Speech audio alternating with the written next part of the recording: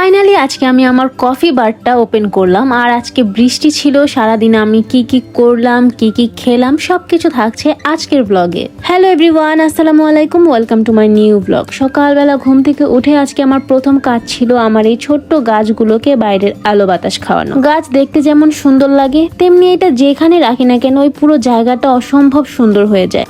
এরপর সকালে নাস্তা বলতে তো শুধু আমার চাতেই হয়ে যায়। শুধু আমার না, বাসার সবাই চা দিয়েই নাস্তা করে, শুধু আব্বু ছাড়া। আব্বুর জন্য রুটি, পরোটা এসব কিছু না কিছু বানানো হয়। আর আমি তো চায়ে চিনি একদমই পছন্দ করি না। তার উপরে এই যে একটা বিস্কিট নিয়েছি, এটা এত মিষ্টি ছিল, আমার চেহারার এক্সপ্রেশন দেখলে তোমরা বুঝতে পারবে আমি কতটা বিরক্ত হয়ে গেছি। খালি চা খেলেও আপুরা বকা দেয়, তাই কষ্ট করে এইটুক বিস্কিট আমি শেষ করেছি। আর চা খেতে খেতে একটা মজার জিনিস আমি খেয়াল করেছি, আমার চায়ের কালারের সাথে গেঞ্জির কালার মিলে গেছে। এদিকে তো রাত থেকে বৃষ্টি হচ্ছিল, আর রান্নাঘরে যেয়ে দেখি আপু খিচুড়ি রান্না করছে, তাও আবার ল্যাটকা খিচুড়ি, সাথে আবার গরুর মাংস। আপু আমাকে একটা গুরু দায়িত্ব দিল, সেটা হচ্ছে রান্নার ফিনিশিংটা যেন আমি দেই, মানে কাঁচামরিচ তারপর জিরা গুঁড়া দিয়ে যেন রান্নাটা আমি শেষ করি আর কি।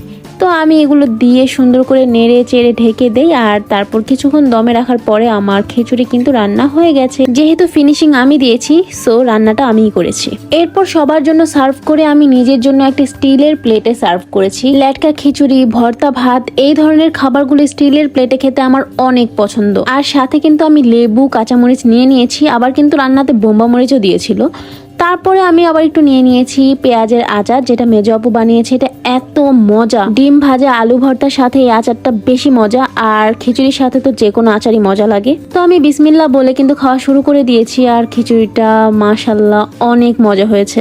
আমার কিন্তু ভুনা খিচুড়ির চেয়ে এরকম ল্যাটকা খিচুড়ি, তারপর সবজি দিয়ে শীতকালে যে খিচুড়িটা বানায় ওইগুলোই বেশি পছন্দ।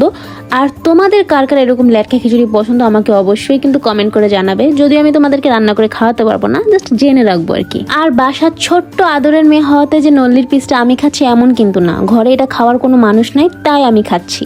খাওয়া দাওয়া শেষ করে আমি এখন একটা স্পেশাল জিনিস খাবো, সেটা হচ্ছে ডিটক্স ওয়াটার। আর এইটা বানিয়েছে আমার মেজো বোন, এক গামলা বানিয়েছে সবার জন্য।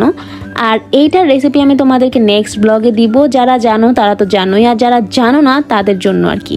আমি বসে বসে মনের সুখে খাচ্ছিলাম, আর এটা টেস্ট যে কত মজা সেটা আমার চেহারা দেখলেই তোমরা বুঝতে পারো। দুপুরের খাওয়া দাওয়ার পরে বিকালে আমি তিমি মাছের মতো পড়েছিলাম, আর উঠে দেখি সন্ধ্যা 7টা বাজে। তারপরে উঠে আমি শাওয়ার নিই একটু স্কিন কেয়ার করি, তেমন কিছু না, জাস্ট একটু ময়শ্চারাইজার ইউজ করি আর কি।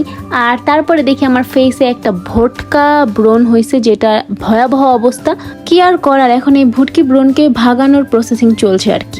আর এখন আমি তোমাদেরকে নিয়ে যাব আমার কফি বারে, যেটা আমাকে বড় আপু এবার এসে বানিয়ে দিয়েছে। আর আজকে ফার্স্ট টাইম আমি কফি বানাবো এখানে, তো বাইরে বৃষ্টি, একটু ঠান্ডা ঠান্ডা ওয়েদার, সো হট কফিটাই বানাবো। তো প্রথমে আমি কাপে কফি, তারপর সুগার নিয়ে নিয়েছি, আর একটু পানি দিয়ে এটাকে ভালোভাবে বিট করে আমি ফোম বানাবো। 1 মিনিটেরও অনেক কম সময় লেগেছে এই যে সুন্দর ফোমটা বানাতে। এরপর আমি 1 কাপের জন্য 2 চামচ করে ফোমটা নিব, আর তারপর এখানে গরম করা দুধ দিয়ে দিব।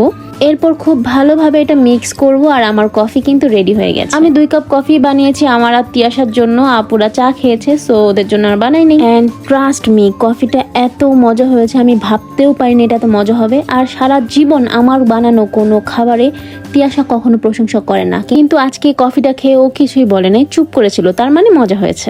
তো আজকের ব্লগটা কিন্তু আমার এই পর্যন্তই। নেক্সট ব্লগে আবার দেখা হবে। সবাই ভালো থাকো, সুস্থ থাকো, আল্লাহ হাফেজ।